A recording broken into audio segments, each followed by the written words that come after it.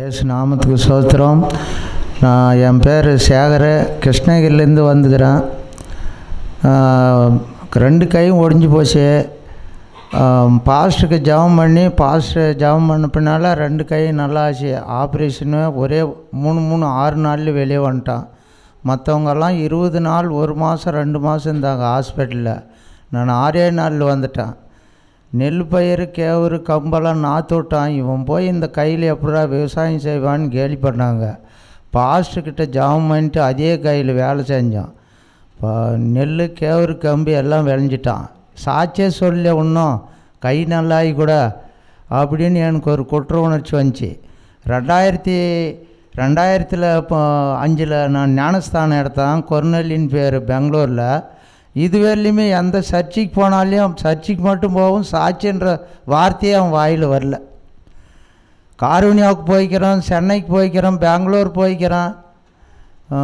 சென்னையிலே வானத்தில் வாசலுக்கு போய்க்கிறான். எல்லா சர்ச்சுக்கும் போய்க்கிறான். இதுவரையிலுமே நான் சாட்சி சொன்னதே இல்லை. அதனால் எனக்கு ரொம்ப குற்ற உணர்ச்சியாக இருந்துச்சு. நேற்று 3 மணிக்கு ஏறின பஸ்ஸு இன்றைக்கி 10 மணிக்கு கரெக்டாக சர்ச்சு டைமுக்கு வந்துட்டான். ட்ரெயின் நின்றுன்னு தான் வந்தான். அப்போ கூட எனக்கு கஷ்டம் தெரியல. ஆண்டவர் எனக்கு நல்ல சுகத்தை கொடுத்தார். பாஸ்டர் எனக்கு இந்த டிவி மூலிமா தான் பாஸ்டரை நான் கண்டுபிடிச்சி, டிவியில் தான் கண்டுபிடிச்சி அந்த நம்பரை கண்டுபிடிச்சி ஃபோன் பண்ணி ஜெபம் பண்ணிக்கின்னு நானும் எங்கள் மனைவியும் சர்ச்சுக்கு வந்தேன். இப்போ எங்கள் பசங்க, நாங்கள் எல்லோரும் நல்லா இருக்கிறோங்க. எந்த பிரச்சனையும் இல்லை. எங்களை நம்பி இப்போ 67 பேர் வந்துக்கிறாங்க சர்ச்சுகளுக்கு. இப்போ இந்த வாரத்தில் ஒருத்தன் வரேன்னு சொல்லிக்கிறான்.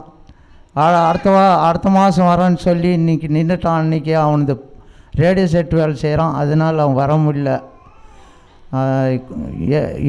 இந்த பாஸ்டருக்காக எங்களுக்கு ஜெபம் பண்ணது கோடான கோடி நன்றி. எங்களை விடுதலை ஆக்கின ஏசாப்பாவுக்கு நன்றி. ஏசு நாமத்துக்கு ஸ்தோத்திரம். நன்றி.